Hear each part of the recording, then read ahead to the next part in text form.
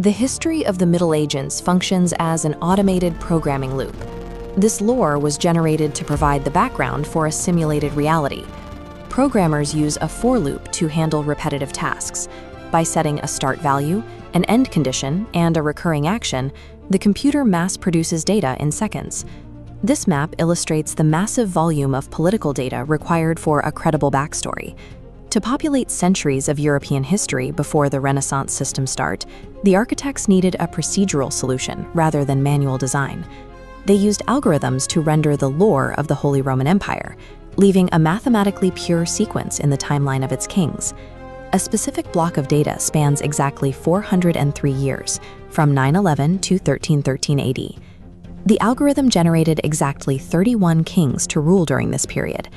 These 31 rulers were drawn from a restricted name array containing exactly 13 unique variables.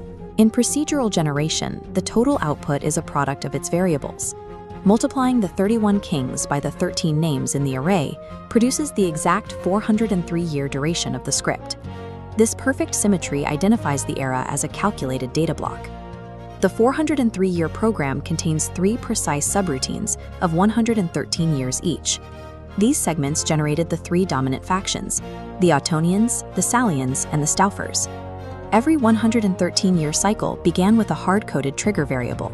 The system initiated each new dynasty with a king named Conrad at the specific years 911, 1024, and 1137. The internal code syntax follows a rigid pattern.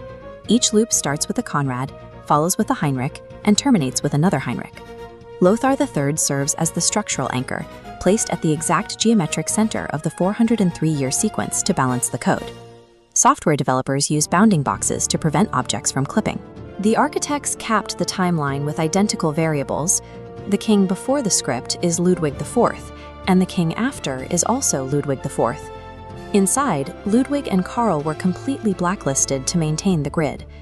This level of numerical and syntactical perfection is impossible for humans to maintain. No medieval scribes could have faked this data over 400 years. The Middle Ages exist as rendered data, written into the historical database at the moment of system startup.